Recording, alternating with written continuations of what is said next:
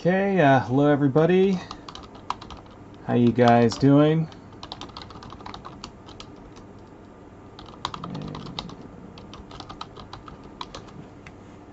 So, welcome. My name is Mark. This is Why I Hate the World. Let's see. Okay, and today we are talking about fascism. Alright, so just wanted to, alright, looks like we're good. We are streaming, my audio sounds okay.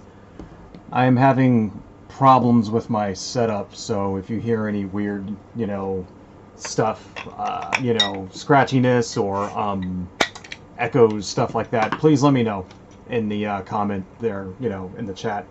Let me know if it starts sounding weird or whatever. So, it's been a little while, huh? Just want to let you guys know the reason why I haven't streamed so much, I missed a week last week, is because I got a job. I am now, employed, which is great. And, hopefully I'll stay that way. So I'm gonna still try to, stream at least once a week if possible. It might not be as, it might be like on the weekends, you know what I mean? But still, I enjoy doing this, and I think we can, keep it going and all that stuff. So I'll probably keep it during the week if I can. So, but we'll see. Anyway, so thank you all for joining. I see Cody is already on there. Thanks, Cody, for joining. And yeah, we got a lot to talk about, man. Right, because shit is hitting the fan out there right now. And it's not pretty. All right, you know what? Hang on, let me do something real fast here. I'm gonna switch this orientation of the paper, and I need to. So this is kind of weird when I draw like this with the camera pointing down and stuff, because I have to do it with this camera rig in front of me. Just the way that the the webcam is set up. Unfortunately, the webcam, I can't turn it to this, the webcam it has to be in front of my face, so I have to kind of move my head around the tripod and stuff, so that's why this is it's kind of weird to get oriented. Anyway, yeah, so this week I want to talk about fascism, because we've got a serious problem going now in this country, right? And things are, it's kind of like a nightmare scenario, all the shit that we were afraid of, that people were talking about when Bush, or was in office, or when the right-wingers were talking about when Obama was in office, about the federal government overreaching their power and shit like that. It seems to be happening right now. So, big news out there is, of course, President I Play Golf for a Living is sending federal officers undercover, well, not really undercover, but he's sending unidentified, rather, federal officers down to hot spots in the country, right? Currently this is Oregon, Portland, Oregon, where there's lots of protests still going on. But he's also mentioned Chicago and Detroit, places like that, right? And so just a little background. In a lot of these cities, all of the George Floyd protests have kind of kept going. They haven't really stopped, over the last month. They've calmed down quite a bit. There's not rioting and looting and shit like that like there were the first week or so, right? But it's definitely calmed down a lot, and All right, sorry, let me kind of move this over here. Oh, I see that you said a couple things. Hang on. There are only two scenarios that Trump has a chance of staying in office. If he loses, that Trump sues swing states that went to Biden and he wins. Trump's armed supporters going to federal buildings demanding that election be redone. Yeah, that's kind of what I was heading in that. I was kind of heading in that direction, right? And I think he may be sort of setting the stage for that, you know, right now by but right now I do want to talk about, though, real fast before we get to that. I do want to talk about these federal officers that are basically just kidnapping people and throwing them into trucks and shit like that, throwing them into vans, rented vans. Right. I should also probably start drawing something. So I don't know, why don't we draw something big? And so this situation is very disgusting and slimy. So let's draw something big, huge, fat, disgusting, and slimy. How about that? That sounds like a good idea. So how about we do something that's just like this hideous, disgusting slime monster. Let's go for something massive with like folds and like, Pizza the Hut kind of thing. Okay, and we'll just kind of go from there. Okay. So we'll just sort of plot this out a little bit. Just really disgusting, huge, nasty, fucking disgusting plague slime demon thing. Let's do that. Okay, so anyway, as far as this drawing goes, I'm just going to make it up as I go along. But yeah, I do want to talk about these guys, because this is quite possibly the most egregious power grab that I've ever seen any president do. Ever. And I remember back when Bush was in office and people were talking about things like the limitations that he put on protests and free speech, for example, the free speech zones. That was a thing that was enacted during the Bush administration. This idea that, yeah, you can go protest here, but it has to be set aside into this little separate area behind a gate, and they would call it a free speech zone, and you can do all the protesting you want over there, while everybody else just kind of goes about their day and ignores you. That was, I thought that was fucking ridiculous when that shit, when they came up with that. And this is like taking it the steps 5 times further, Now, if you remember a couple of weeks ago, he basically tried to get the military to do this, He tried to get, he claimed that he was going to deploy the military in the streets and, basically said on TV, these cities are overrun with leftist anarchists, blah, blah, blah, and if you don't restore order, then I will. And then the military basically just told him to go pound sand, and if you remember that, the military, that's good news to me. That tells me the military is not in Trump's corner, So you're talking about Cody, what he would need in order to stay in power if he were to lose the election. One of the things he would need is the military. He'd have to have them on his side in order for him to basically execute a coup. You know what I mean? And the fact that they wouldn't go for his, plan to, fucking use the military as police to break up protesters tells me that the military is not really going to go along with any plan that he has, right? So that's good. So he couldn't get those guys to play ball. So instead, he went to Bob Barr. Because Bob Barr is a sycophant. Bob Barr is a disgusting troll. He's a little whiny, cancerous tumor on the asshole of American politics. That's Bob Barr. Bob Barr basically was, back in the day, back in the 80s, he was one of the guys responsible for getting all of the relevant parties off the hook for Iran-Contra. That's Bob Barr, right? And now he's back, and that's his entire existence revolves around, helping Republican presidents get away with breaking the law, right?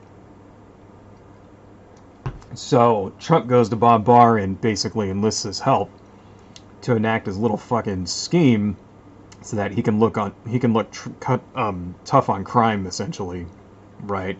So what does Bob Barr do? He goes and he gets all of the federal officers under his command from different agencies, right? So these guys that are in Portland, who are like in camouflage, just grabbing dudes off the street, they're from different agencies. There's some guys are from the prison, I guess they call it the Prison Institute or Prison Service or whatever. Basically like federal prison guards, right? You got some guys from the FBI in there. A large portion of them are from ICE, immigration guards, stuff like that, right? And they're basically deputizing these guys, sending them out there in fucking military uniforms. And the directorate they have, so here's what's going on, right? Trump tried to send the military. He can't actually send troops to a state without the permission of the governor, right?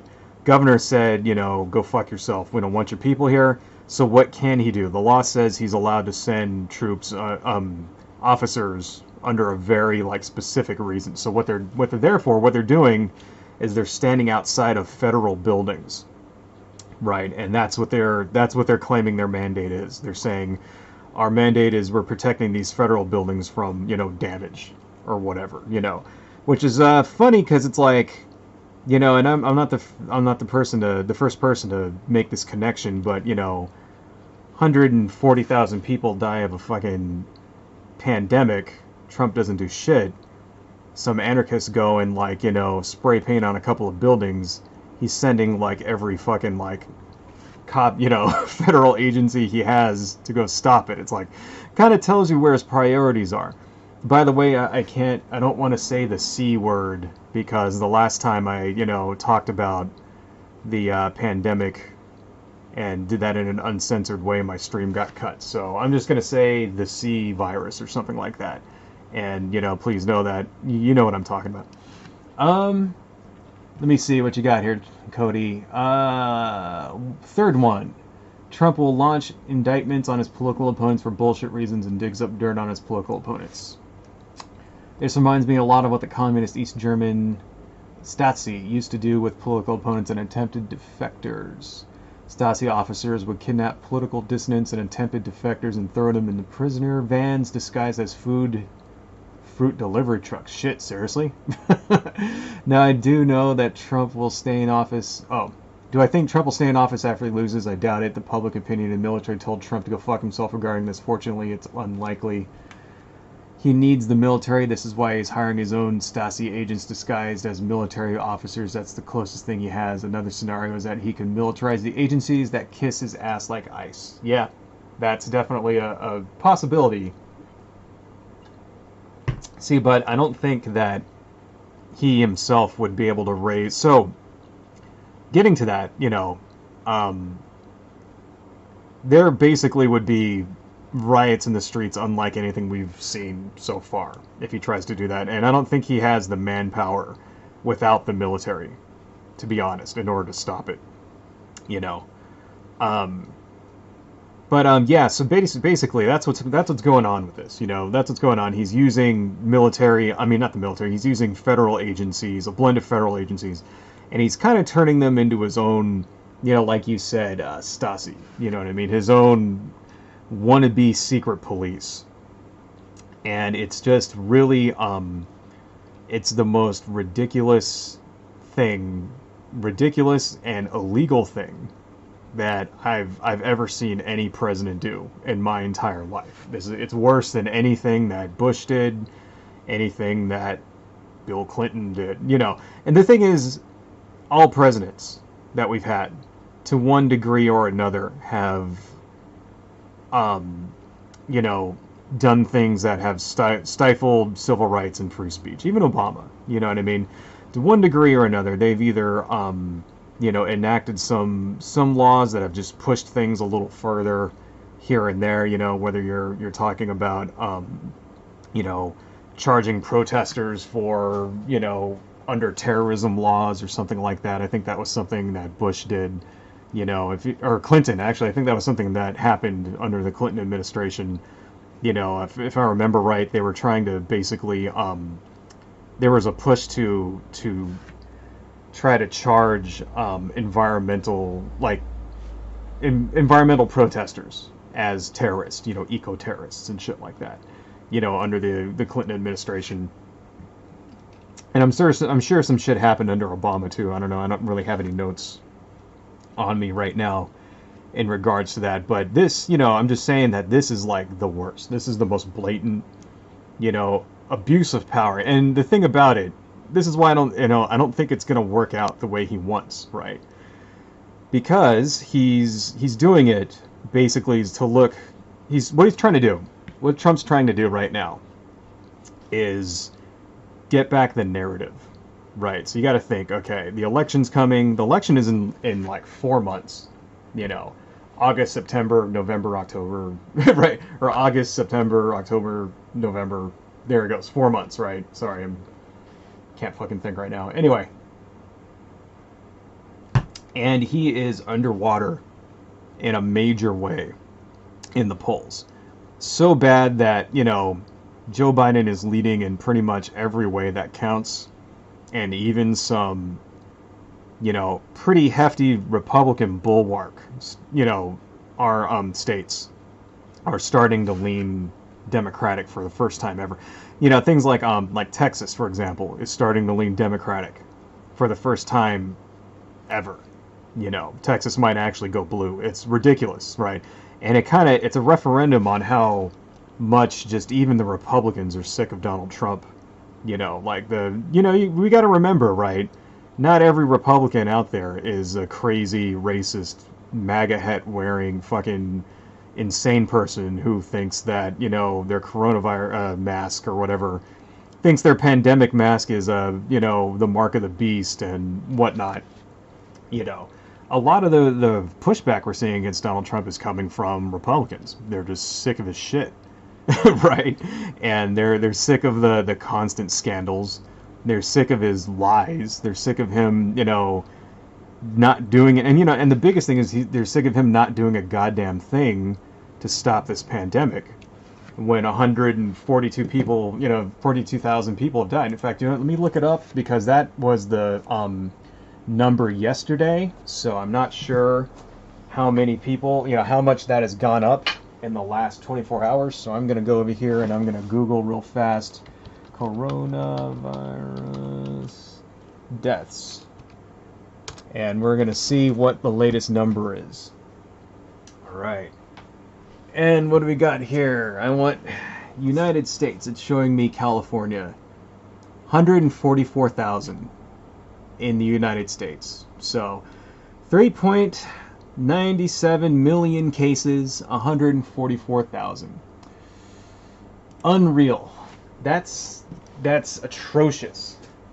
You know, that by itself is, you know, why people are turning on his ass. They're turning on him because, you know, and what's he doing? What's he doing right now? You know, he's trying to reopen schools, you know, when it's not safe. He's trying to force people, you know, he's not giving us any more stimulus, right? Trying to force people to go back to work, you know, trying to force the states to force people to go back to work rather, you know, because the economy's shit, and he knows if the economy stays like this, he's not going to get reelected. Like, all of this stuff has to do with him getting reelected. All of it has to do with him, you know, like, losing and looking like basically looking like the worst president of all time come November. And so that's why he's desperate to get around that. And he thinks, you know, the only way that he can deflect people from all of these, you know, 144,000 dead people, the only way that he can deflect from that is to look tough. Right? How does he look tough? He has to look tough, and he has to make Joe Biden look weak. Well, how can he do it? Oh, okay, civil unrest. There we go. And the thing is, the civil unrest isn't even really that bad anymore. You know, it was for, like, I don't know, a week and a half. You know, it was getting pretty crazy, you know. I mean, riots in a dozen cities, yeah, that's nothing to laugh about, right? But it, like, kind of calmed down.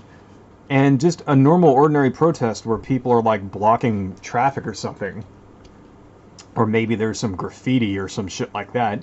That's like a lot different than, like, you know, burning down like a police station. You know what I mean? That shit hasn't really been happening.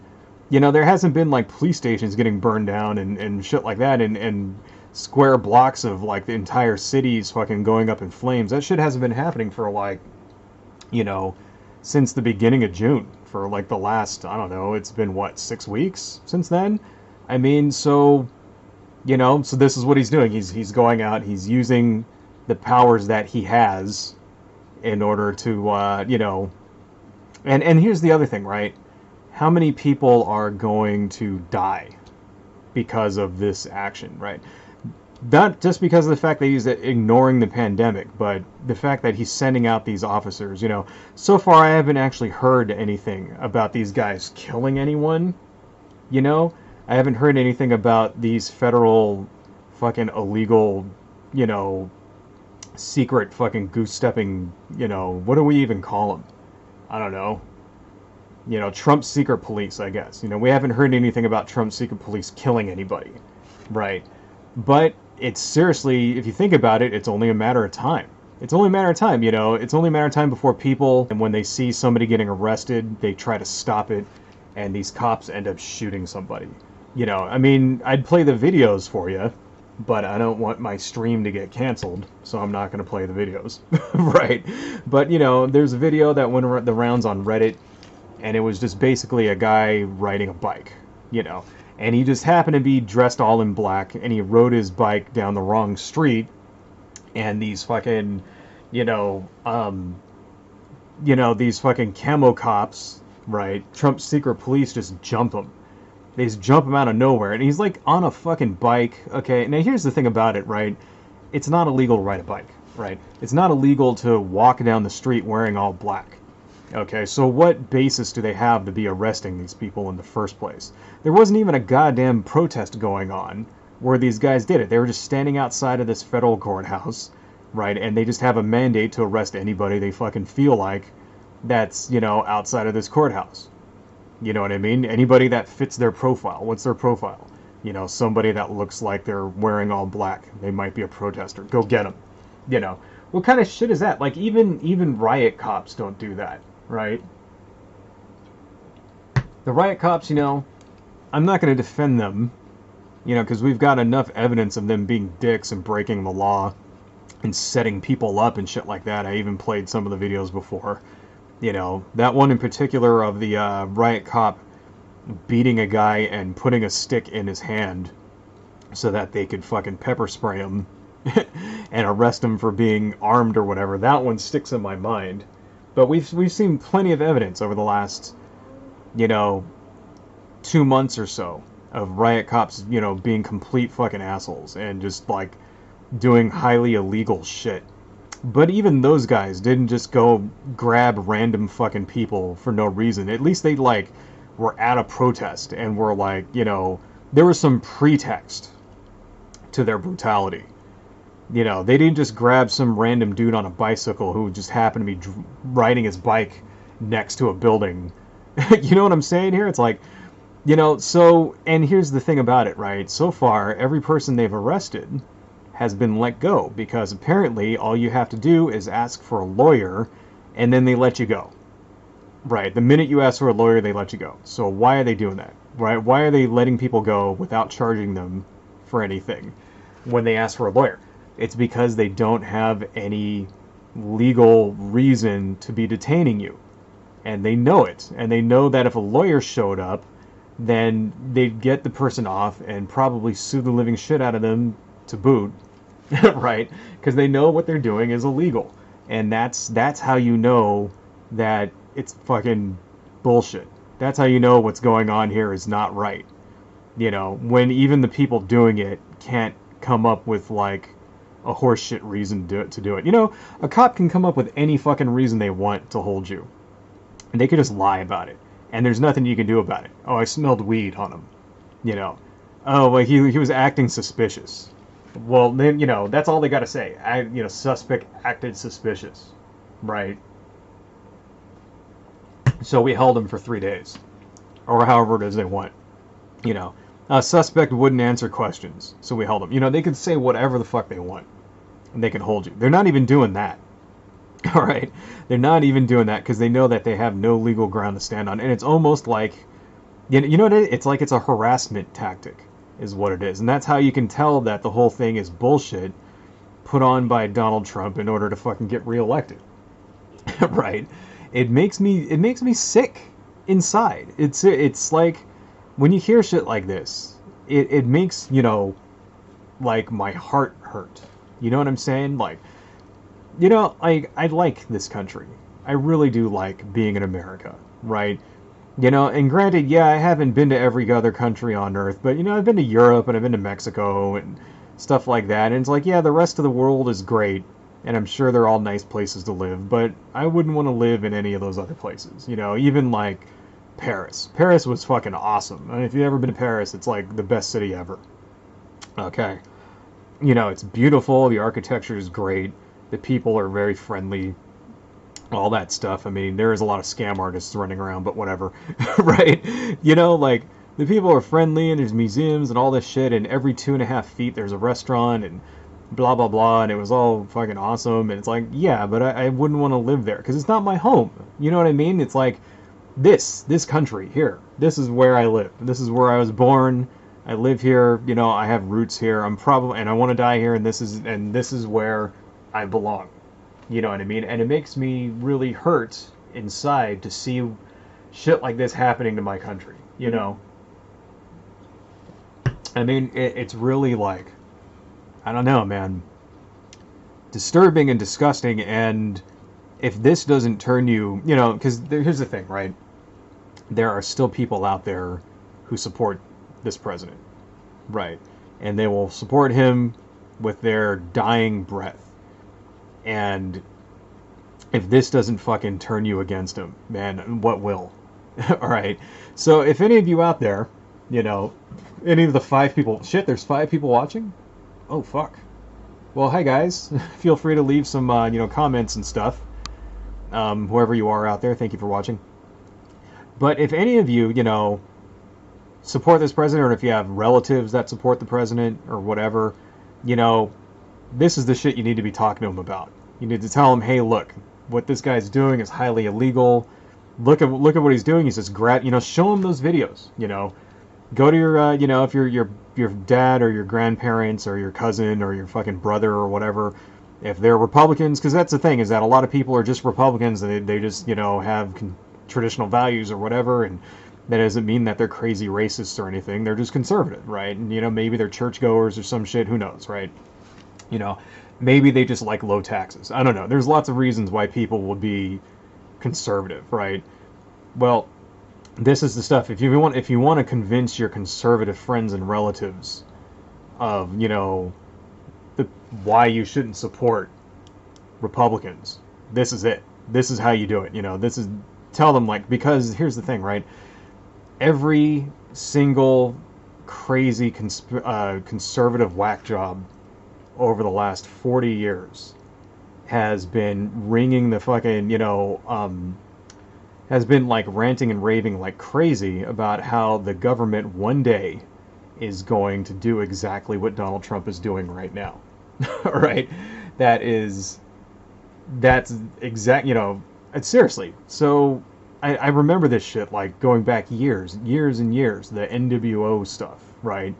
Fucking Lyndon LaRouche, right? Libertarians and stuff, they're always harping about, you know, how they're going to take, you know, federal troops are going to come in and they're going to, like, suspend the Constitution, and you're not going to get your rights, and they're going to take your guns away, and they're going to just start rounding people up and throwing them into concentration camps, and blah, blah, blah, blah, blah, right?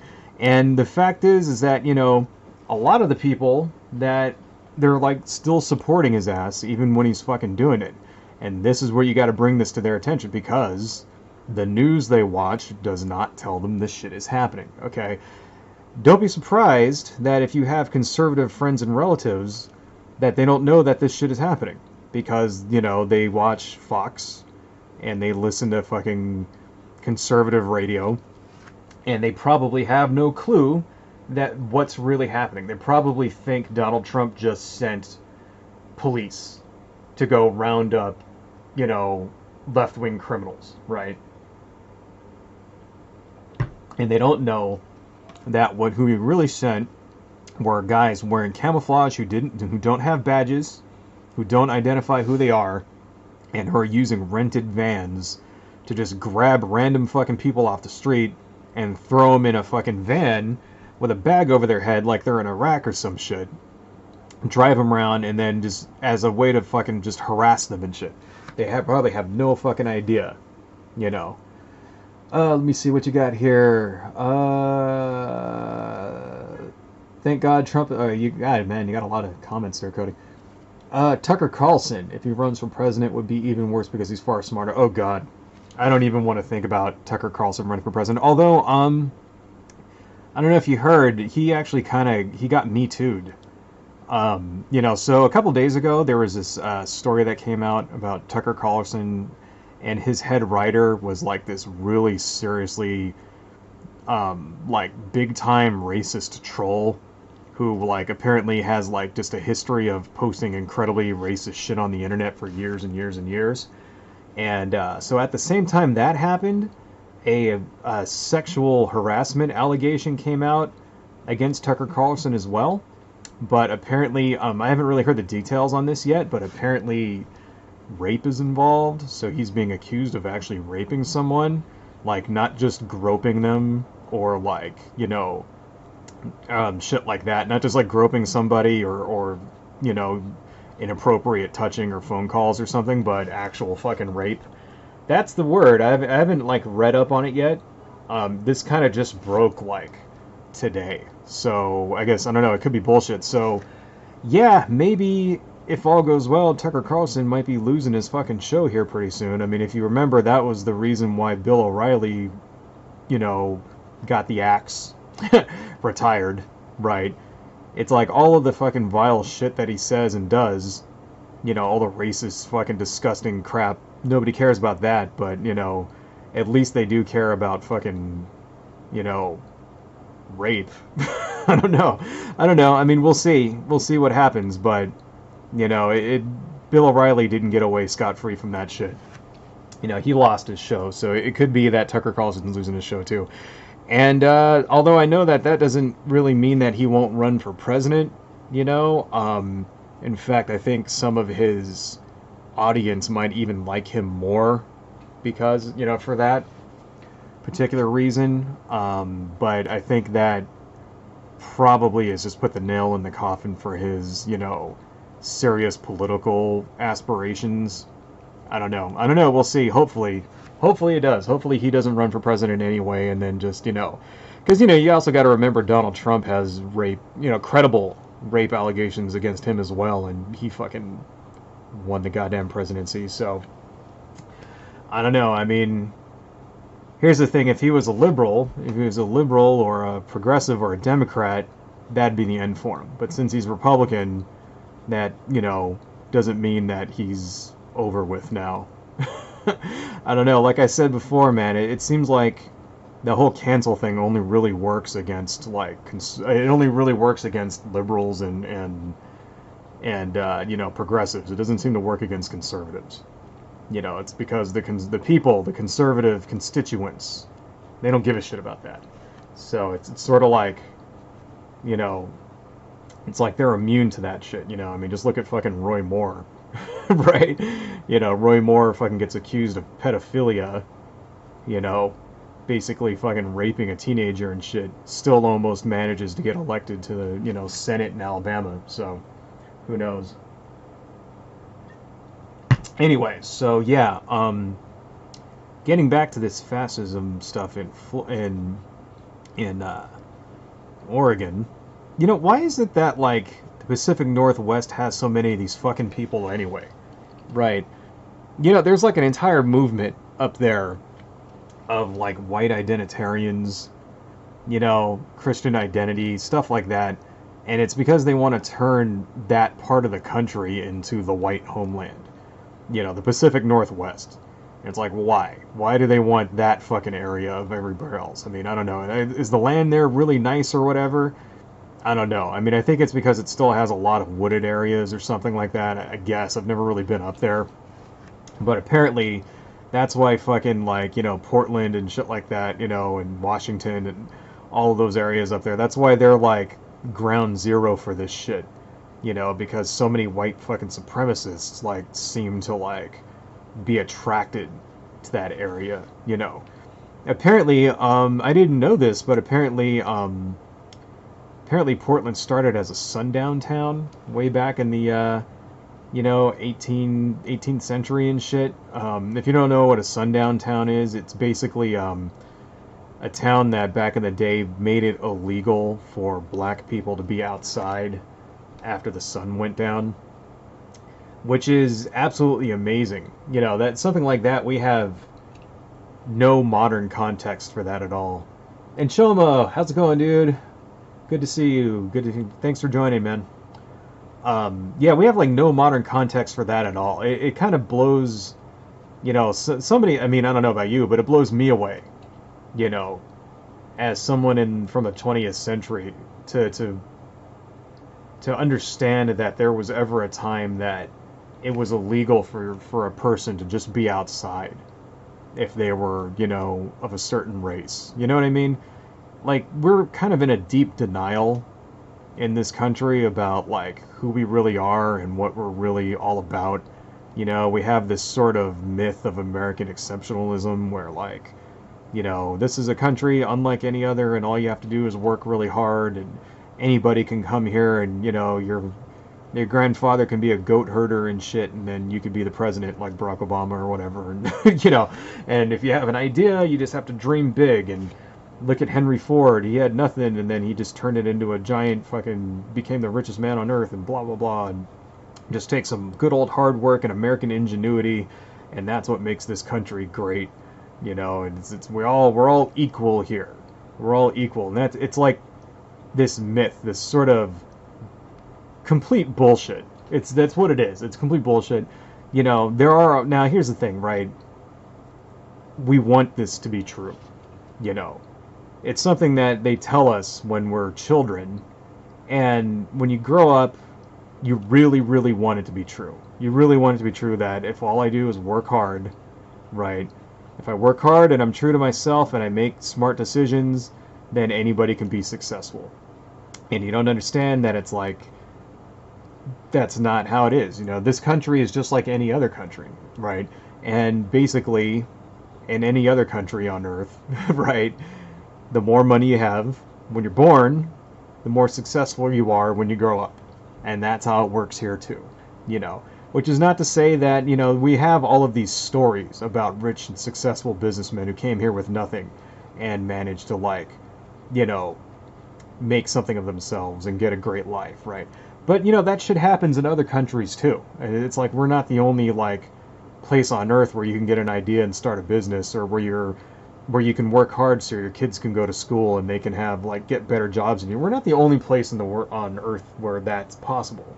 The thing is that we were one of the places that, that type of upward mobility was a little more common than the rest of the world, and now it's not so much anymore. That's starting to go away. That kind of that idea that all you got to do, that upward mobility, that if you work hard and you provide for your kids, then they'll be able to afford and they'll have a better life than you did. They'll be in a higher socioeconomic class than you. That's kind of going away a little bit. You know what I mean? It's slowly diminishing. At some point in the past, I think it was in the 1970s, we had the highest upward mobility ever, and it's just declined since then. And now it's like your children are more likely to stay within the same socioeconomic class or even go lower, right? I mean, it doesn't help that we seem to have a fucking, every, I don't know, every 12 years or so, we seem to have a recession and a gigantic economic crisis. Right? I mean, shit. It's only been 12 years since 2008, since the market crashed in 2008. Could have told you that this was going to happen again. So speaking of that, we're getting off on a little bit of a tangent, but I do want to talk about this a little bit. So I don't know if you've noticed, right? But every time a Republican wins the presidency, about 6 or so years later, we have a recession. I don't know if you noticed that. Pretty much every single time, you know. Ronald Reagan wins the presidency, right? And what happens when they come on, right? What they do, they cut taxes and they cut regulations. That's what they do. That's what every single one of them has done since Ronald Reagan. That's what Bush the first did, Ronald Reagan, Bush the second, and now Trump. Every single one of them, they come on, they cut a shitload of regulations, right? You know, environmental regulations, banking regulations, business regulations, stuff like that. And then they fucking, you know, they do that, and then they do a giant fucking tax cut. Every single one of them has done it, and what this does is that for a little while, the economy shoots off like gangbusters, right? You know, because all these corporations and companies and shit suddenly have a shitload of money, and all their stock goes way up. Well, the thing is, the stock market is not a very good indication, right, of the actual real economy, right? Not really. You know, it doesn't really measure what people in the lower 99% how they're doing. You know what I mean? Because the price of a company's stock is not really, you know, especially after a, you know, it's not really much of a measure of the health of the company, right? So now what do I mean by this? Well, so what happens when there's a downturn in the economy, right? There's not much demand for goods and services. So imagine that you make widgets or whatever, you know, something like that. I don't know, right? You're a factory, you make pencils. There you go. You're a factory and you're a pencil factory, right? And, you know, there's a turn down in the economy, right? So people aren't buying your pencils very much anymore. Okay, so what do? You have to, like, ramp down, you know, you have to, like, sort of slow down production, right? Since people aren't buying them, it doesn't, you know, every pencil you make that people don't buy, you lose money, right? And part of that slowing down, that is that, well, you have to, you know, you end up letting people go, right? Whether you want to or not. That's just what happens. This is just capitalism 101 right here, right? You know, you're not getting the same amount of money you had before. You want to keep things going. You know, at first you'll try to do shit to, like, sort of prevent that from happening. You know, so much. You might go to a cheaper place. You know, you might stop hiring people when people quit. You might renegotiate pay for some people, pay them less, stuff like that. But if your company is still losing money, eventually you're just going to have to let people go, and that's just how capitalism works. Unfortunately, it sucks. It's bullshit, but that's how it works. So, what happened to my water? Shit, it's like 90 degrees in here. By the way, I have the window open, so if you hear cars and shit driving by, you know, just sorry about that. But it gets way too hot in this room, so I gotta have like fans in the window. So if you're having trouble hearing me, just, you know, I'm sorry about that. Anyway, let me look at some of your comments here. Cannot stay for too long, but it's always cool to see you fight the power with Sketching the Demon. Oh, thank you, Raph. Well, you know, feel free to come in and out. I'll probably be going until like 10:30 or so. Let me see. You got some more stuff here, Cody. Let's see. The whole secret police thing was to save face by Trump. That's why he has to rely on 3 tactics to have a chance of canceling the election. Yeah. What's scary is that Trump set the precedent for the next president to have their own Stasi. If he gets a second term, he'll get more incentive to wreak more havoc. Yes. Which is why it is very important we unelect his ass. Man, November can't come soon enough. I share your sentiments about the USA as well. When I move to Europe for studying and hopefully pick up EU citizenship, I still want to keep my American citizenship too. My parents are fervent Trump supporters. They watch virtually nothing but Fox News, and whenever I hear the TV, I cringe so much. They think the protests are violent animals and spreading the virus. Ironically, these same libertarians are now silent because it's their white nationalist male conservative Trump doing. Yes, that's exactly right. I was going to get to that. Because it seems like all the people now that, you know, spent years and years and years telling us that you know, the government was going to do this, right? Kidnap people and shit and not, you know, and like cancel your fucking constitutional rights. Seems like now that it's happening, they're nowhere to fucking be found. You know, they either support it or they're just like staying silent like good little Germans. You know what I mean? And it's really kind of disgusting. It's disgusting to read people supporting it. Like there's a subreddit called God, to protect and serve subreddit, r protect and serve, and I think what it was is that it was a subreddit that was originally about, you know, support your local police officers, right? And it's kind of been taken over by alt-right shitbags who have like, you know, they're like basically posting memes about, you know, leftists and stuff getting like fucking arrested and, you know, and I'm getting the feeling that a lot of these guys that in places like, because that's not the only one, there's like a bunch of little subreddits now that have sprung up in the wake of the Donald getting canceled, you know, like, so like a lot of them, they've all kind of sprung up everywhere, and I think what's happening is that the people that used to be in the Donald are like, you know, looking for a place to call home, essentially, right? Because their favorite subreddit got banned, right? Along with like, you know, a bunch of other ones on Reddit. And so they're invading lots of other little spaces, you know. Which is kind of fucked up. Like there was one called Public Freakouts that I used to go to, or actually it's called Actual Public Freakouts. You know, and it's one where like people would post videos of Karens and stuff like that, or like just people freaking out for one reason or another.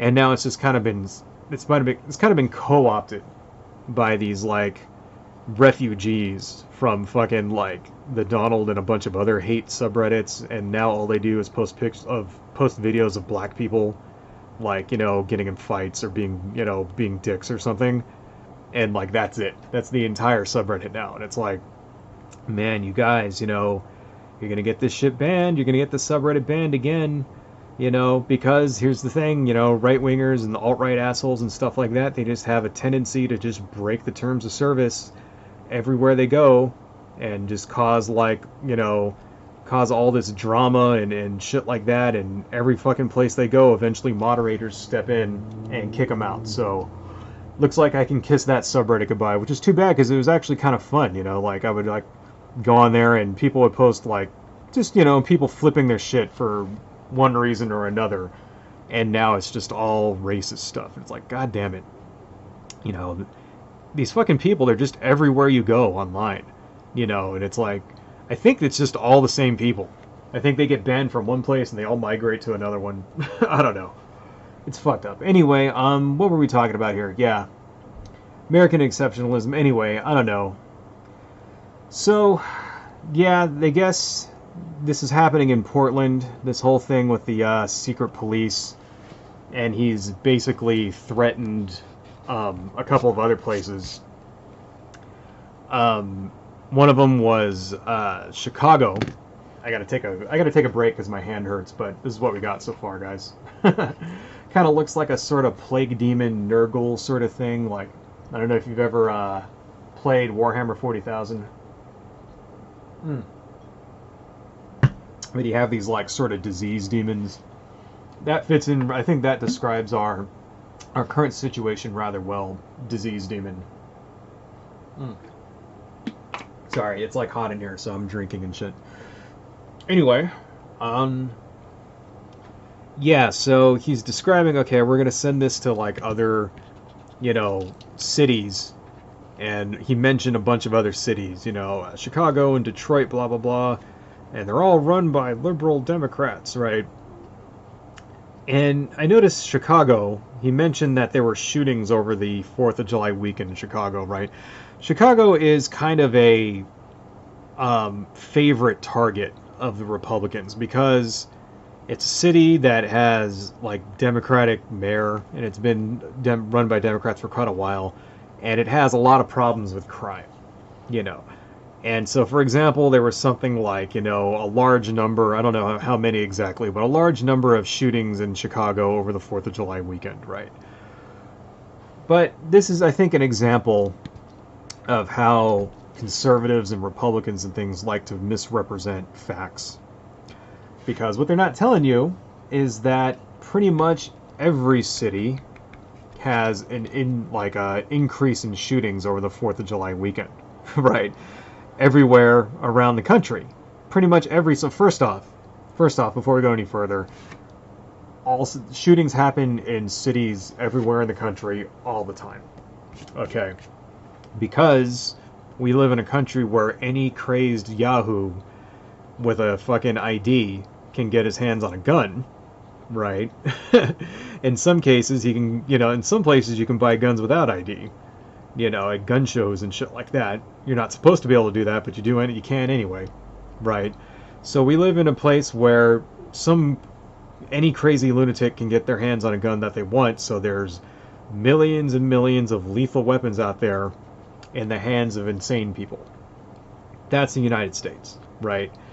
And it's just, when you have all these people with guns everywhere, people tend to use them. Like, if you're someone who's armed, will rely on that much more than if they weren't armed, right? That's just kind of a fact. The whole point of having a weapon in the first place is so that you can use it, Like, why do you think, like, all these states, people where they open carry, like in Texas and shit like that, why do you think somebody open carries a gun in the first place? Why do they carry, or even conceal carries a gun? Why does anybody just carry a gun?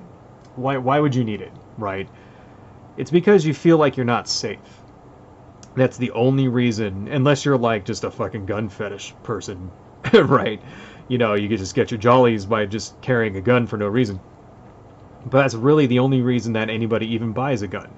Normal people, that is, who are not like collectors or something, is because they don't feel safe. So, and that's a perfectly logical reason to have a weapon. If you thought that, your neighborhood is not safe, there's a bunch of criminals hanging out here, drug dealers and shit like that, homeless, crazed, insane drug addict homeless people that are gonna like break into your place and steal from you when you're not home and might kidnap your children or something, right? If you think that's a real possible thing. What the hell was that? I don't even know what that was. That was crazy, that noise. Anyway, if you think that's a real problem, then it's only logical that you would want to be able to protect yourself. So that's why you would buy a gun, right? So that's, so that's the reason. That's the thing. These people, they don't feel safe, so they all have weapons everywhere, right? So it just so happens that people in big cities, have more weapons, because the more people you have around, the more people with guns you have around, right? That's just logical. So why is it that every 4th of July you get an increase in shootings, death from shootings, or just shootings in general? Couple reasons, right? Because it's a 4-day weekend, usually, right? For most people, it's a 4-day weekend, right? So you have, parties and stuff like that. Even during a pandemic, people have parties, which they shouldn't have, but they did anyway. So you get lots of drinking, lots of people in close proximity to each other, drinking, boozing it up, getting it on. And when people drink, they argue. And when armed people argue, it tends to escalate. So that's number one. So that's like, if you were to look at Memorial Day weekend, there's also an increase in shootings, right? Any sort of holiday weekend, you'll see an increase in shootings, especially, if it's a holiday that's about boozing it up, something like St. Patrick's Day, for example, or New Year's Eve. You see a lot of increase in shootings as well, right? But more so on the 4th of July. The second reason that you see an increase in shootings on the 4th of July is because people shoot their fucking guns into the air. Like morons, right? And that happens, shit, I hit the camera. That happens every year. Everybody tells you not to fucking do it. People do it anyway because they're fucking stupid, right? And it's like unbelievable. So, when you fire a bullet in the air, the bullet just doesn't keep going on forever. Gravity acts on it and it eventually falls back down to Earth, right?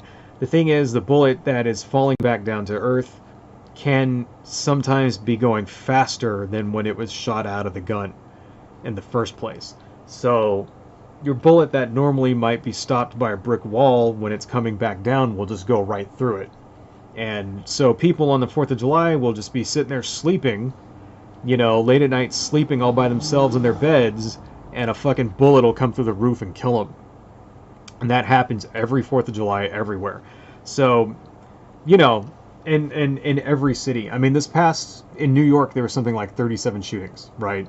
In even places like Kansas, Kansas City, right, which has like a population like one like fucking hundredth the size of New York City, there was an increase in shootings, right? It happens everywhere. So it's sort of like when they take one, so why do they choose Chicago? Why do they choose Detroit? Right? Because black people live there. That's why they choose those places. Okay, that's why you always hear conservatives and Tucker Carlson and like Fox News and shit talking about how dangerous it is to live in fucking Detroit and Chicago, right? When in real life, it's not any more dangerous than anywhere else in the country. We live in a dangerous country. That's the thing. The country itself is dangerous, right? Even where I live in a relatively nice area, right? A couple years ago, there was a fucking mass shooting one town up from me. I'm not even kidding. It happened right before the fires in 2018. Fucking like mass shooting in a fucking like there was like a bar, like sort of bar nightclub out here. Fucking ridiculous. It was like what, like something like 9 people got killed. Insane. This is like the place where we live. This is America right here where we live. Okay, it's not safe. Like you're really, like if you lived in like England or France or Germany or Canada, you wouldn't have to worry about shit like that, right? They don't. These other countries don't have the same problems that we have because they're like actually smart about this stuff, and they put in real solutions to stop things like this that really happen. That help people.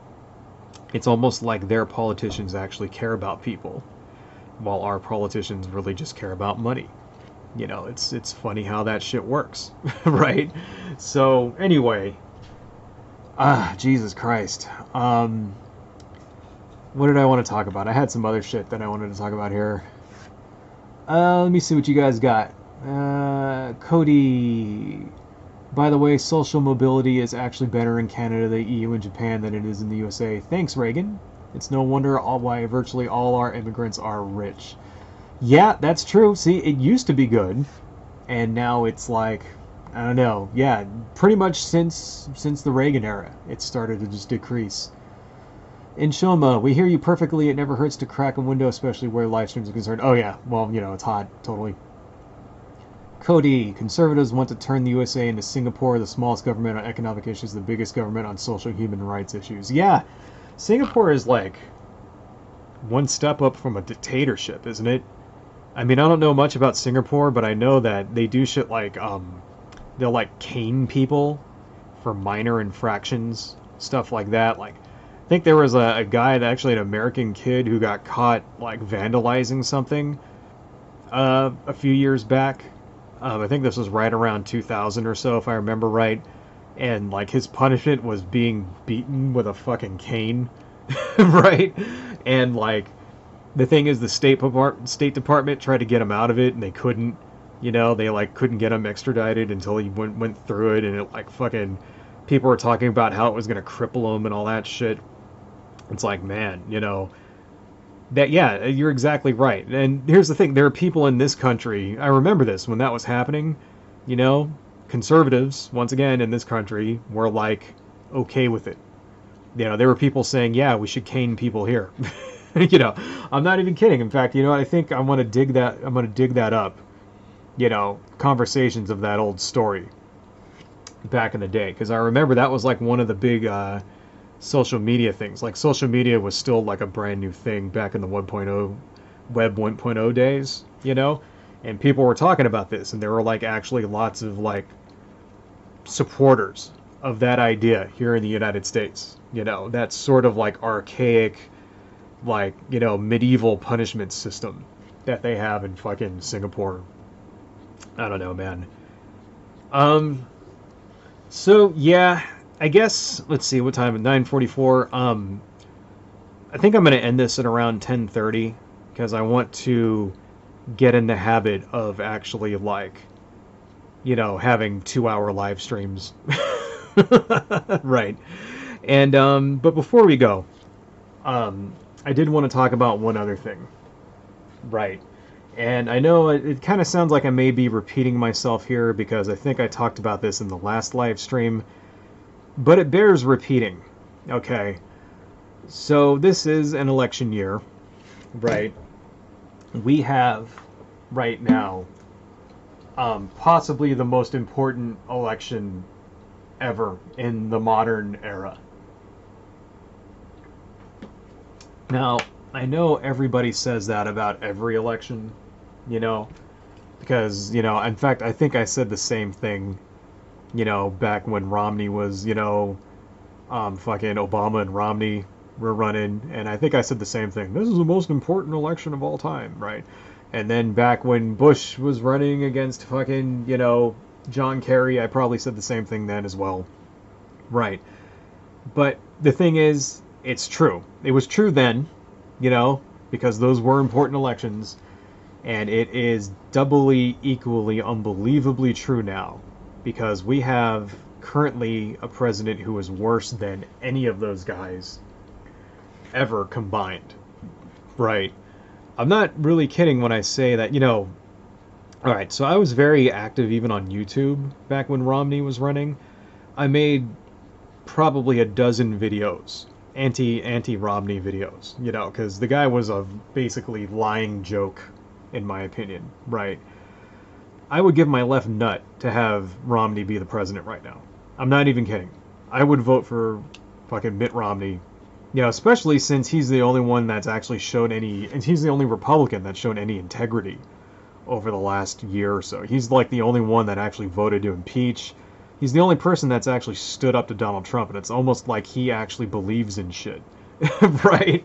Unlike, say, Mitch McConnell or Matt Gaetz or something, Yeah, like, Trump's worse. Trump's worse than all of them. He's worse than Bush. He's worse than all of them combined, and he's really, like, we really do, for the first time, we really are in danger of the country collapsing, in my opinion. Think about what's going to happen. This is shit that's probably going to hit before the election, right? We talked about, in the last stream, we were talking about the coming eviction crisis, right? That was, they still haven't done anything about it. Now you're starting to see some news stories and stuff hit the news talking about this eviction crisis, right? John Oliver did a show on it. You're starting to see it in mainstream news now, right? Well, the only reason you're seeing it in the mainstream news is because they know it's a problem, right? They know that this is a serious problem. The companies that run those news stories, the parent companies of CNN and Fox and all of these places, they don't just make news. They do other things, entertainment, shit like that, right? And they understand that if the economy collapses like that, it's going to be bad for their bottom line. They understand that. So you can look at it from that sort of, like, purely selfish perspective, right? So that's why you're starting to see stories about it now, because they go, shit, when this happens, if it happens, it's going to fuck us up bad. It's going to fuck the country up bad. It's going to lead to civil unrest, and it's going to result in our companies, our corporations, we're going to lose millions and millions and millions of dollars, right? That's one angle to look at it from. Which I mean, if you think that these types of discussions aren't being held, that, like, the leaders of these corporations don't talk about this shit, of course they fucking do, right? So, but on the other hand, it's sort of like it's starting to dawn on people, in general, even if you're not taking it from a purely selfish perspective like that, right? It's starting to dawn on people that we really are in a very, very precarious situation. And if that happens, if there's, not another stimulus and the eviction crisis is allowed to go forward without any program from the government to keep people from being evicted, that this is it. This is seriously going to fuck people up, and it's going to fuck up the country, and the country is like not as stable as we all thought it was. Sorry about that noise. Some guy outside is fucking vacuuming his car at 9:49 at night. I don't know why. That's why I did this one a little later, because I figured it'd be a little more quiet outside. But anyway, yeah, they know that, like, okay, this is it. The shit's gonna fucking shit is really gonna hit the fan in this country. Think about, like, right now. So we have a pandemic, right? We have something like 20 million people out of work, something like that. We had 40 million jobs lost. It's good news that not all of those people who lost their jobs are out of work. Many of them managed to find, other jobs, right? But still, there's still something like 15 to 20 million people who have lost their jobs, who have not found new jobs since the lockdown started, and now we're gonna, like, take away their, people who are not able to make their rent and haven't been able to for several months now. They're about to lose their unemployment, their enhanced unemployment benefits, right? So what's up with that? Well, what it is that Uncle Sam is giving us all, if you're on unemployment, you get an extra $600 from the Fed, right? Which is great. It actually saved my ass. Which I don't know if I told you guys this, but I have managed to find another job. So I am employed now, which is very nice.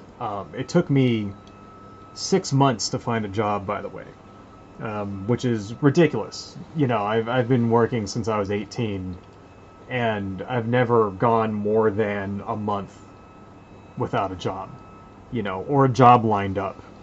You know what I mean? In the last, since I was 18, so fucking 20 years, right? I have never gone more than a month, and this time, because I happened to get laid off right at the start of this fucking pandemic thing, it took me 6 months to find work, which is fucking ridiculous. But, I'm lucky. I'm actually fucking lucky that, first off, I live in a state that actually supplies a decent amount of money when it comes to unemployment. California, you get something like $450 a week, right? Not every state does that. Now, that's still, $450 a week is still, it's roughly what you would make working full-time at minimum wage, right? Not every state is like that. Some states you only get $150 a week, like, especially like places like Alabama, shit like that. You get way less. So that extra $600 that the Fed was throwing in there really saves some people's asses. It actually helped me a lot. I was able to basically pay my rent with it for the last 6 months, which is nice. So I didn't really have to delve into my, into my savings too much. So I kind of came out of this in a pretty good position. I'm very, but I'm lucky. I'm the exception to this rule, and I understand that a lot of people out there are not as lucky as I am when it comes to this. A lot of people out there don't have the same kind of resources that I had available. They don't have, I had savings. My wife has a really good job that, pays for all of our medical bills and shit like that, her job. And she actually makes enough to where she could pay for the, the fucking mortgage and all of the stuff if she had to. And, we'd be broke, it would suck, but she could afford it, right? So I was very, lucky to be in that position that allowed me to, like, find something good, to find a decent job and not have to, like, drive a fucking Uber or something. I was very lucky in that regard. But, that shit's about to run out. for people. You know what I mean? People are about to lose those benefits, right? So that extra $600 that people are getting is about to disappear. And not only that, but the eviction is about, the eviction protections are about to expire, right? And when that shit happens, this country is going to, we're basically up shit creek. I mean, if you think there's a lot of protesting out there now, right, because of police brutality, can you imagine when 20 million people are evicted, right? So now you have 20 million people who are now newly homeless, unable to find work, right? What's the Republican answer to that? What are the Republicans doing to this, right? To stop this? They ain't doing shit. They're not doing anything at all. Their fucking answer to that is get a job. Well, there are no fucking, yes. Okay, give us, where are the fucking jobs? There are no jobs. All right. It's not that, here's the thing, like whenever you hear them talking about this, the way they frame it is like, oh, well, these extra, this extra money is keeping people from going back to work. It's disincentivizing people from going back to work. You always got to love that kind of, I guess clinical business language that conservatives use, disincentivizing people from working. Bullshit. An extra $600 isn't disincentivizing anybody from working. What's disincentivizing people from working is the fact that, number one, there are no fucking jobs, right? And number two, if there is a job, you might get a goddamn disease and die. Those are the fucking things that are disincentivizing people from fucking working, right? But here's, most people out there will risk it. If it comes down to being homeless versus getting a fucking, disease that might not kill you, most people are going to go for the, get the job, take the risk, right? Well, great. Then, where are the goddamn jobs? Here's the, they could have passed a jobs bill, federal jobs bill. They could have done that. They just, it's like they're not even fucking trying to help anybody. Ivanka Trump had this sort of commercial that she did last week where she basically, it was, oh, if you need a job, just try something new. Go out there, try something new. If you're hurting from, if you have economic, calamity or whatever. That was her, her bright fucking idea, to help people who are like hurting during this shitty fucking economy that her goddamn father caused, is to tell them to go try something new. Keep in mind, Ivanka Trump is somebody who has never had to work a day in her goddamn life. She's never had to. You know what I mean? She's never been forced to fucking work, right? You and me, if we don't work, we don't eat. That's how it works, right? We don't work, we don't have a roof over our heads, I mean, let alone having money to buy shit with, right? We don't, if I just decided, I'm never going to work again, I'd be homeless within a week. You know what I'm saying? Ivanka Trump, that's just not even a possibility for her. She was, when the day she was born, she had more money than you or me watching this will ever have in our entire lives. Exactly what you said in Shoma. Republican Party, I got mine, so fuck you. It's exactly it. And I guess that more than anything is like, I think people are getting fed up with it. People are getting fed up. You're looking at his Trump in the polls. He's fucking lagging way far behind. But you can't take that for granted because, the poll said Hillary was going to win too. So please do not, just think that we got this shit in the bag. This election season, I think I'm actually going to do some volunteer stuff. I've never done this before. I think I'm going to make phone calls or pass out flyers or something for Joe Biden. That's right.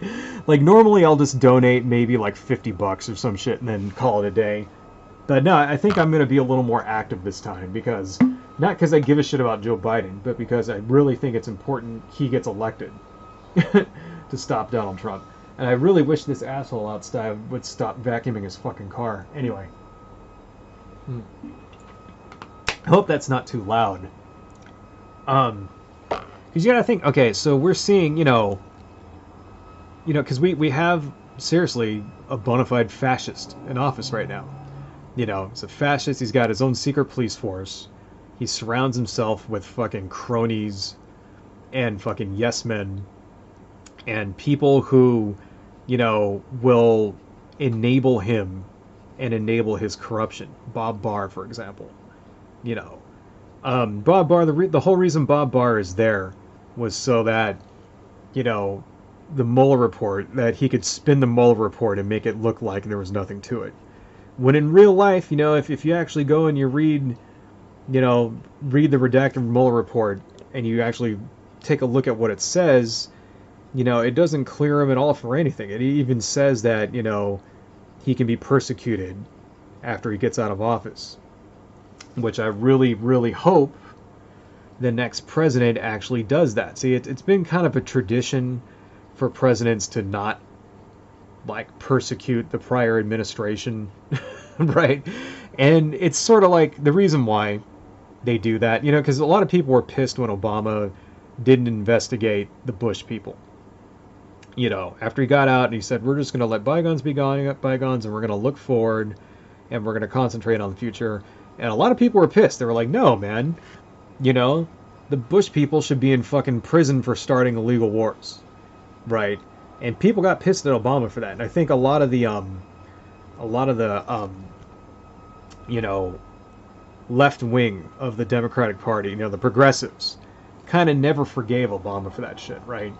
Well, you think, why did he do that? Why did he just let the Bush people go and not open investigations into 9/11 and into the phony evidence that, for example, Colin Powell presented before the United Nations, all that fake ass evidence, to justify the invasion of Iraq and stuff like that? How come he never did anything about that? It's because there's sort of an unwritten rule in Washington and between the two political parties. And the unwritten rule is, you don't investigate us, we won't investigate you. That's what it is. You know what I mean? So when it came down to it, it was like, okay, we know the Bush people did all kinds of crazy shit, but you gotta let that go, because if you don't, once you get out of office, the guy that comes after you is gonna fucking make your life a living hell. Right. That's why they did it. And you notice that Donald Trump doesn't seem to be following that. He's actually opened up investigations into fucking Obama and Biden's son and all this other stuff. He's used the power of his office for his own political gain. Right. And I really think this time, whichever president comes in after him, whether it's fucking Biden or if Biden fucking dies and his vice president becomes president or whatever, we need to toss that shit to the side. And we really need to open up investigations into the Trump people, including Donald Trump himself. He has to. He has to be held accountable, right? It's too blatant. The corruption is usually the corruption is done in such a way that you can hand wave it away. You know what I mean? Things like, I don't know. I'm trying to think of an example from Barack Obama. Extrajudicial killing of an American citizen. There you go. That was something Barack Obama did. He did a drone strike on a terrorist, and the terrorist had a son who was an American citizen who was 16 years old. And, son ended up getting killed in collateral damage. And the one terrorist that he killed actually was an American citizen too. And he basically drone striked this guy without giving him a trial. Right. That's something I think that by itself should have opened criminal proceedings. I wouldn't be upset if, the Obama administration was investigated and somebody went to prison for that. Because that's against the Constitution. The Constitution says you're supposed to have a trial. It says you're not allowed to just murder people, in the country for no fucking reason, just because you think they're a terrorist.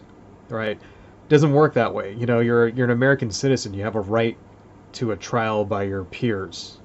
You know, you have a right to defend yourself. They shouldn't just be allowed to just bomb you from miles away by remote control just because they think you did something bad. It doesn't work that way. Whether the guy was a terrorist or not doesn't fucking matter. You know, what matters is that he was an American citizen and he has rights. Well, thanks to Barack Obama, those rights went right out the fucking window. So yeah, you know, I like Obama. I thought he was a great president. That's one thing that he did that I just can't, you know, I'm not going to defend that. I can't, you know, and, you know, the thing is that Trump turned around and just continued that on. He's since killed American citizens as well in drone strikes. You know, I think he killed the daughter of the same guy that Obama killed, if I remember right. Anyway, so it's fucked up. Yeah, it's like, this is what happens when people are not held accountable. It's like they just push it that much further, you know. And if Trump doesn't if Trump is not held accountable for all the shit that he's done here, it's like, dude, what kind of fucking country do you want to live in? You know, I mean, we see this kind of shit happen in other countries. They turn into banana republics where, like, you know, the ruling class just is above the law. You know, places like Haiti, right? Fucking, you know, Idi Amin in where the fuck was Idi Amin from? God, I can't remember. What was it? Was he in Chad or Congo or something? I don't know, but he's an example. You know, Idi Amin was an insane African dictator who used to, like, Idi Amin would do shit like challenge, like, he'd go and get like an old elderly official who was like in his 70s and challenge him to a boxing match and beat the shit out of him, and then like torture people. And then apparently like one time he had he like ate dinner with like had one of his political opponents executed, and then like put his like head on the fucking table and ate dinner with it and shit. Like, Idi Amin was a pure madman, right? Nothing ever happened to this guy. Never went to jail. He got exiled, you know. And his country, God, where the fuck was Idi Amin from? I can't remember. I'm gonna look that up because that's gonna bug me if I don't actually like look that up. And Uganda. That's where Idi Amin was from.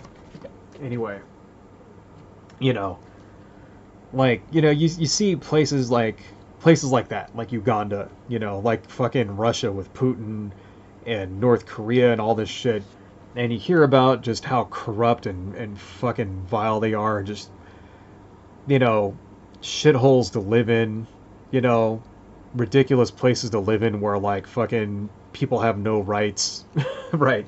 And you hear, I'm gonna turn this thing this way because there, you can still see, right? Okay. You hear about all this stuff and you wonder, like, God, how do people put up with it? How do people put up with a president that does shit like that? Like Putin. Putin will just fucking straight up like murder journalists, you know? And like, you go, nobody does anything. Like, and now I think, you know, now we're starting to understand. It's like, nobody does anything because you can't do anything. What are you gonna do? You know, go blow something up? You gonna go kill a bunch of people? Like, how do you fight something like this when your, you know, institutions are not doing what they're designed to fucking do? You know, we tried to impeach him, it didn't work. Now what? Well, now we have an election. Okay, so this is it. You know, and if we don't fucking do it this time, then you might as well just pack up and go to Canada or whatever, because fucking the United States is over with. I don't know, man. I mean, it's really, like, if you look at Trump, right, he's pretty much gotten away with everything. You know, they fucking, he pardoned, you know, the people that we have managed to hold accountable, that we have managed to put in jail for certain things, like, say, Roger Stone, for example. He just pardons Roger Stone. Commutes a sentence. His best friend gets out of jail, you know. Which is absolutely fucking ridiculous. Absolutely, you know, absolutely crazy. And it's like another scandal that any other president would have done the same thing. It would have been the end of their presidency. Donald Trump does it, and it's just Tuesday. Just another week in the Trump White House, you know. Nearly daily fucking scandals. You know, and here's the thing, like Roger Stone was guilty. He did it, right? He lied, you know. it was basically the Russians were using him to funnel information to WikiLeaks, and he lied about it. He lied about it, and then he wouldn't and his big thing is that he wouldn't turn on Trump because Donald Trump knew about it.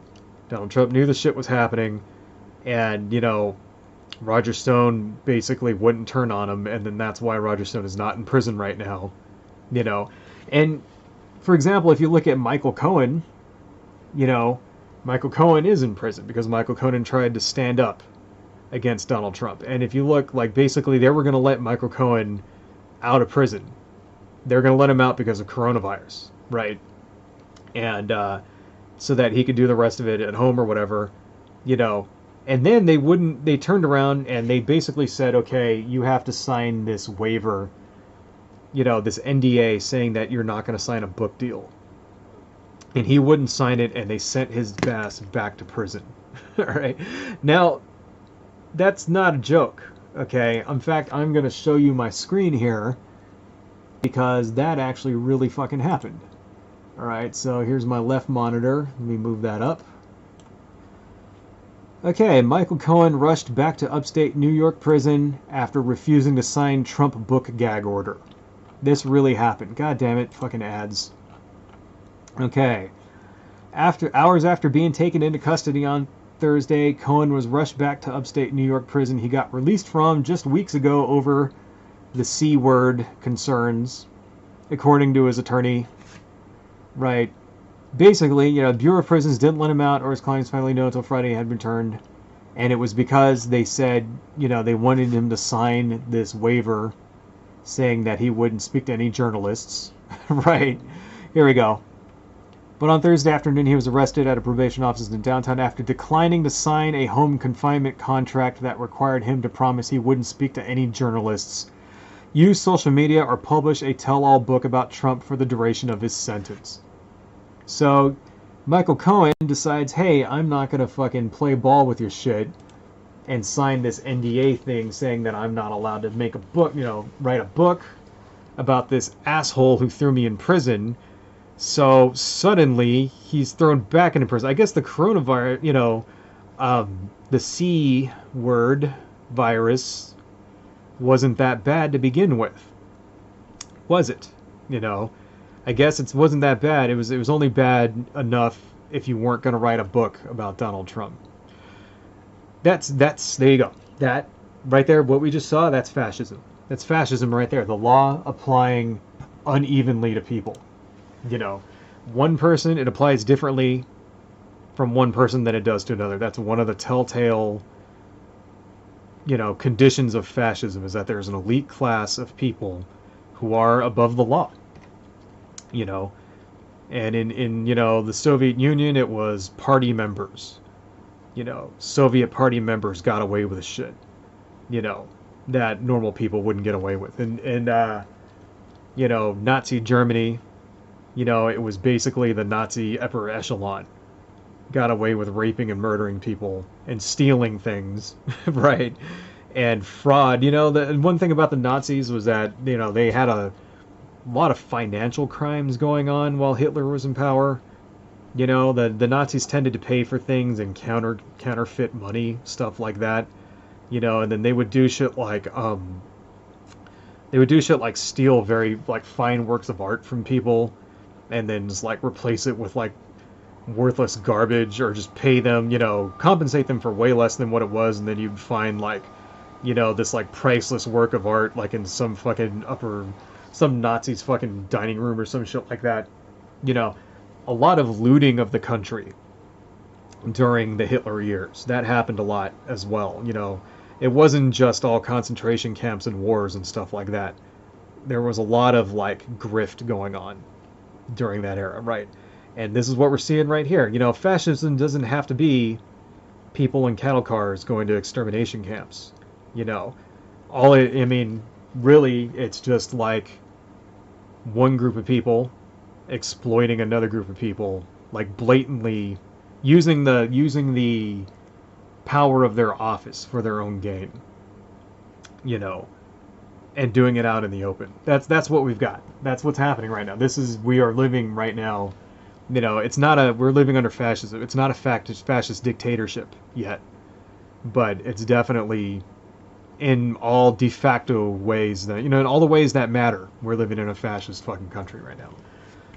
Absolutely fucking ridiculous. Let me see some more of your comments here. Let's see.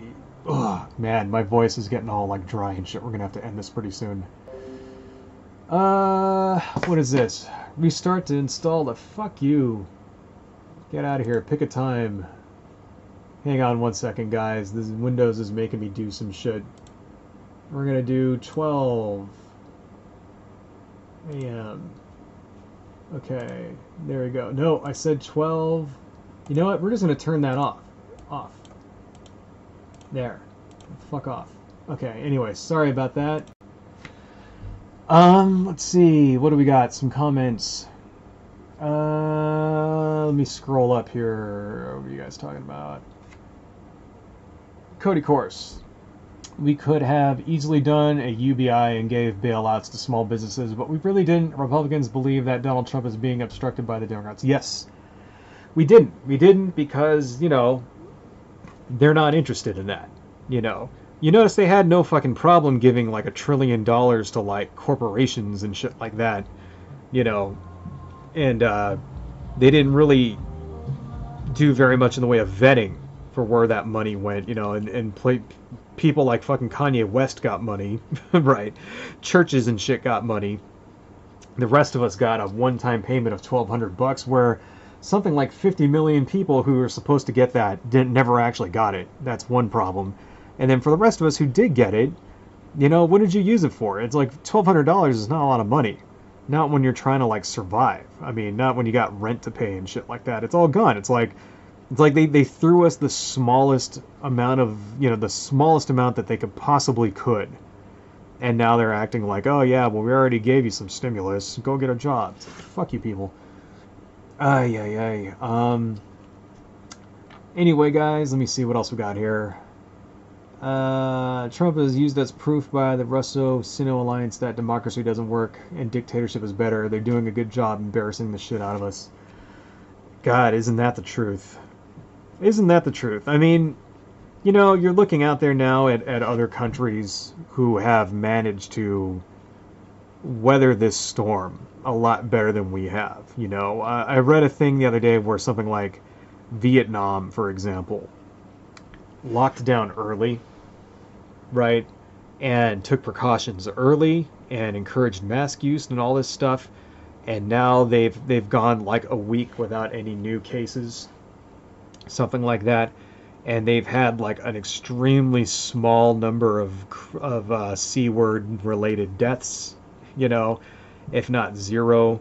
It was something like in the single digits, the number of people have died in Vietnam over this, right?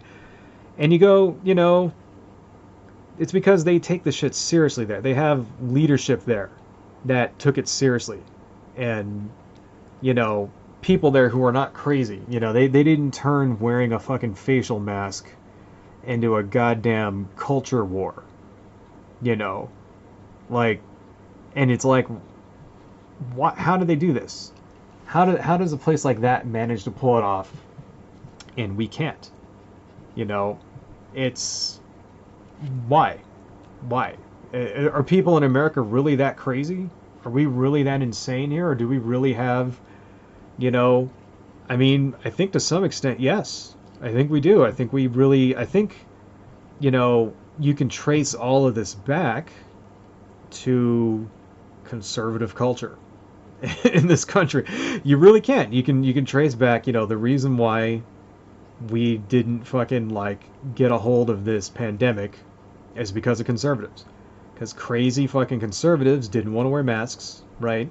They didn't want to take the steps. They didn't want to help small businesses. They didn't want to help people who are unable to work. They're basically the reason why this shit is still going. This is the result of conservative policies. You know, like I've said a couple of times, I don't care so much about politics of the people that are running the show. I care about the actual practical effects of their policies, right? So I'm not an anarchist, but I'll vote for an anarchist if what he's proposing is something that I think will help people. You know what I mean? I'm not a socialist either, but I'll vote for a socialist if I think his ideas or her ideas, his or her, I guess, or their or whatever, if what they're proposing is the best thing that's going to help people. I don't care. I will probably never vote Republican ever in my entire life, right? Because their brand has been soured on me. But if, by some weird twist of fate, we were suddenly living in an opposite world and the Republican was making sense and the Democrat wasn't, I would vote Republican. So I don't have any loyalty to a political party, is what I'm trying to say. I don't have loyalty to political parties. I don't even have real loyalty to political ideology so much beyond, the only real litmus test I have is, does your policy help people or does it fuck them up? Does it support democracy? Does it help people get jobs and keep them safe and help people get educated? There are things I believe in. I believe people deserve an education, right? Or an opportunity for an education, at least, right? So I believe that people should have health care, right, if they choose to do it. Right? I also believe that none of these things should be mandatory. You shouldn't be forcing people to go to the doctor or get an education, right? But I think if you want one, it should be there for you. I believe that you have a right to be able to make a living. So I think that if I were running the show, if they came to me and they made me emperor or president or king or whatever, one of the things I would do is a program to where that if you needed a job, you could go to the government and they'd give you a job. They'd match you with an employer somewhere, right, in your area. And it might not be the kind of thing you want, but it would be there. And even if it wasn't in your area, they'd be like, well, you have the option. So you could go to these guys and be like, okay, well, you need to make this much money. Well, you can go here, here, and here. And if you're open to moving to another state, then we need people here in this state, and we need people in Kansas, and we need people in Tennessee. Right. I really think that should be a function of the government. So you can go down to your government employment office and they would just try to match you up with openings that are around your area and the rest of the country. Right. Because I think you have a right to do that. I think everybody should have the opportunity to find gainful employment. And I see no reason why that shouldn't be something the government helps us with. These are the things that I believe. I believe that you have a right to, you shouldn't have to starve. There shouldn't be people living in cardboard boxes down the street. I live in a really nice area where I live. It's really nice, right? I went to Chipotle today. There's a homeless guy standing outside of Chipotle. Where I live, there are no homeless people around here.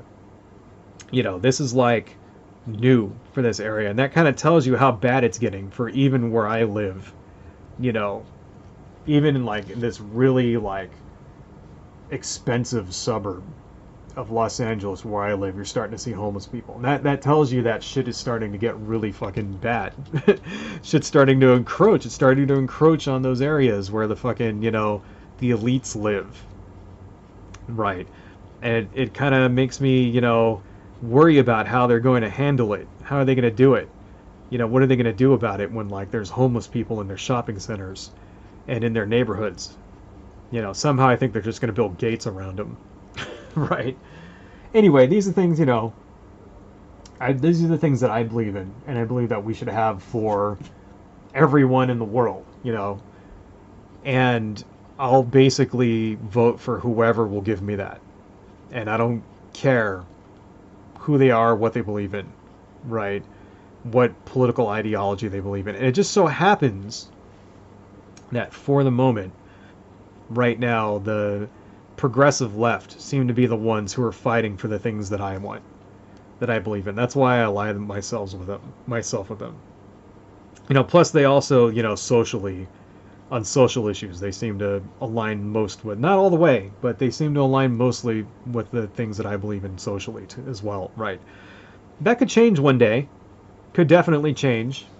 And I'm open, is what I'm saying, to other things. I don't have loyalty to the Democratic Party or, you know, anything like that at all. And if something better comes along, I'm all for it. And one day that could be the Republicans. I highly, highly doubt that ever will be.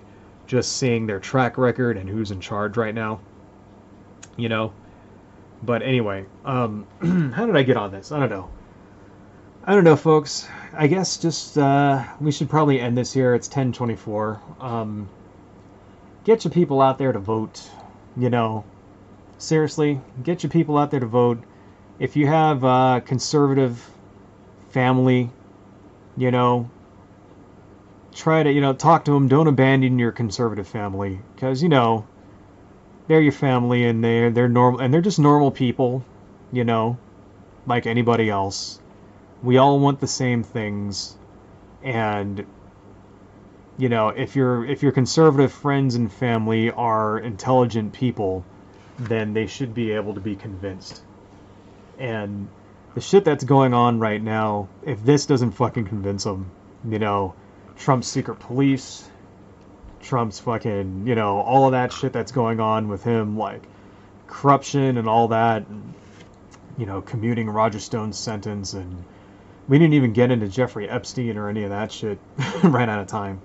You know, if that doesn't convince them, then fucking nothing will. So don't give up on your conservative friends and family, because we need every single person we can to vote this November, because they're going to cheat. They're going to, the Republicans, the right wing, they're already setting the groundwork. They're going to cheat, and they're going to pull out all the stops to stay in power. Because at this point, I don't even think the GOP cares so much about Trump anymore. They seem to be turning against him. What they do care about is staying in power. And so they're going to do everything they can to, like, you know, keep that going.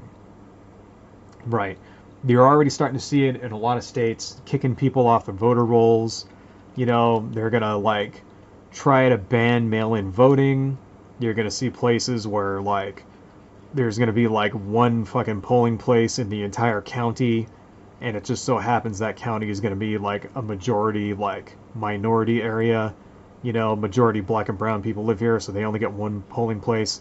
You'll see a lot of this shit in the South, you know, places like fucking Arkansas and, like, you know, Georgia, that kind of thing, especially fucking Georgia. It's already happening in Georgia. Florida, you're going to see it all over the South, people getting kicked off the rolls, and all of these other types of ridiculous fucking vote suppression tactics. Right. And they're going to try to do it. They're going to try to do it in all the battleground states, you know, Texas, right? And it's like, you got to fight back against them, and no matter what happens, you know, even if that day comes, even if November fucking, you know, 11th or whatever comes, and it's vote, you know, fucking the election day. Is it November 11th? I can't remember. I think it's the 11th, or it's either the 11th or 5th. I can't remember. One of those days.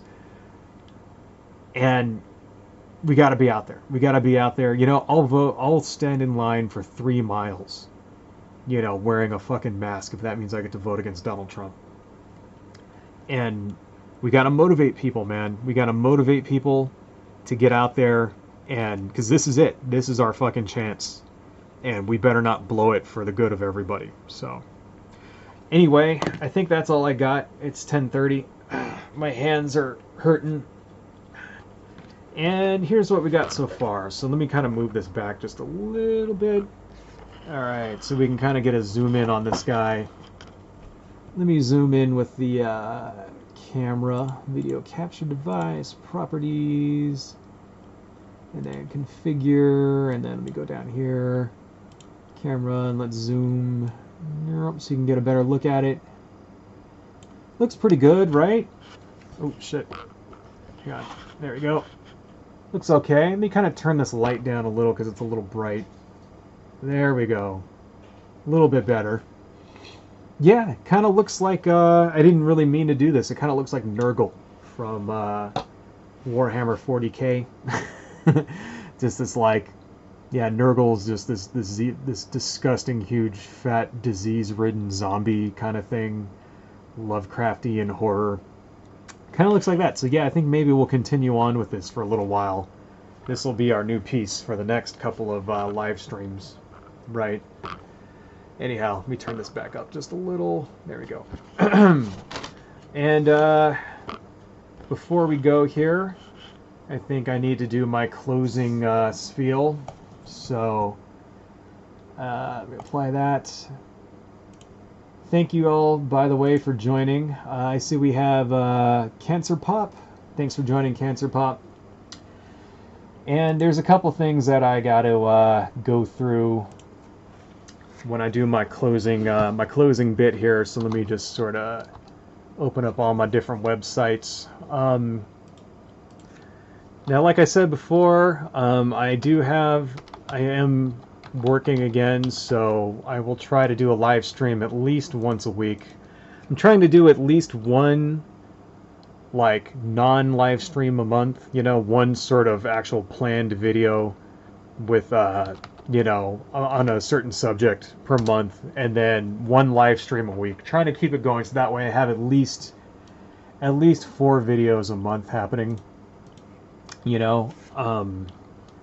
Hang on one second, let me go to Etsy, there we go. Trying to keep all that, and you know, but you know, I'll make more videos as time allows, of course. Okay, so no, don't go to the creators thing, go to my it's gonna make me log in, god damn it. Give me one sec, guys. One moment, blah blah blah, log in, thank you. And why am I, so I'm trying to go to my fucking Patreon page, but it keeps going to the creators page. I don't know why. Maybe if I just log out of this, log out. There you go. I have logged out. Damn it, I don't know. Well, anyway, I have a Patreon. I can't get to it for some reason on this computer. I don't know why. I got some kind of weird-ass cookie thing. But anyway, if you want to, you know, I'll put a link in the thing. If you like what I do, please consider joining my Patreon. Right now I have like very, very cheap tiers. Like I have like a $1 tier and a $5 tier and a $10 tier or something like that. Then also, if you like what I do and you don't want to join Patreon, like if you don't want to commit to that, I totally understand. I also have an SD shop, which is up here right now. And I make these prints on SD that I usually sell. You can kind of see stuff in my shop right here that I do, right? And the prints look like this. Let me take one out so you guys can see them. Close this guy. Basically, these are the prints I do. They look like this. Let me zoom out a little on this. Let's see. There we go. So this is one of the prints that I make. This is a Lovecraft character, and these are 11 by 17 sort of coffee stained prints that I treat the paper, and they kind of look like leather afterwards. And each one of these comes out a little unique, so all of this sort of staining that you see here and stuff is like different on each one. And it kind of feels like leather, but it's actually paper. So this is basically this is what I'm selling on my SD shop here. And I also sell comics. I have my own comics and stuff like that down at the bottom. So if you like what I do and you don't want to join Patreon, but you still want to support the channel, please consider buying something from my SD shop. I will put that down in the thingamajig after the video goes up. Also, I have an Instagram, so if you like my artwork and you want to see more of it, basically I post stuff on Dirty Kitchen Press on Instagram. Please follow me there. Sometimes I'll do comics, and I usually put like a lot of like sketches and things up here, like this. Oh, fuck you. It's gonna make me log in just to look at that. Well, anyway, fuck that. But anyway, here's one of my you know, here's some of my artwork here. And then I also have a DeviantArt site. If you want to just see my artwork in general, this is Wanja at DeviantArt. So, yeah, you know, I put a lot of comics up here and like fan art, stuff like that. This is some fan art that I did for She-Ra. I really like the She-Ra Netflix show anyway, but I drew them all as monsters. But you know, that's what I do, right? What else do I got here? And here is my webcomic. This is hawanja.com, fun for the whole stupid family. So this first one here is about ninjas and stuff, so that's why there's like this fight scene going on right now, you know. And then I also have another one, Dirty Kitchen Comics, over here on the left, which is like just more of like a webcomic kind of thing. Um, you know, a lot more random stuff going on in my webcomic. And I update this once a week, usually on Mondays. So, you know, you can see, you know, if you like what I do, you know, please check me out. You can read my comics here online. And I think that's all I got for now, folks. Next one of these is probably going to be, I'll see if I can do it on Saturday, and if it's not on Saturday, it'll be on Tuesday. But what I will do is I will put the notification up there a day in advance so that you guys know that I'm going to do it and you know that I'm there. And thank you all for joining. I see that we have at least 5 people watching. Thank you, Cody. As always, you're awesome as hell. And like I said, Cody, dude, you should do your own YouTube channel, man. You got like a lot of good things to say. Thank you, Sam Kame. Thank you, Inshoma. Always good to see you around, Wrath. Thank you, Cancer Pop, for joining. And anybody else who stopped in. You guys are the best. You are why I keep coming back to YouTube. And I will see you all next week. Adios.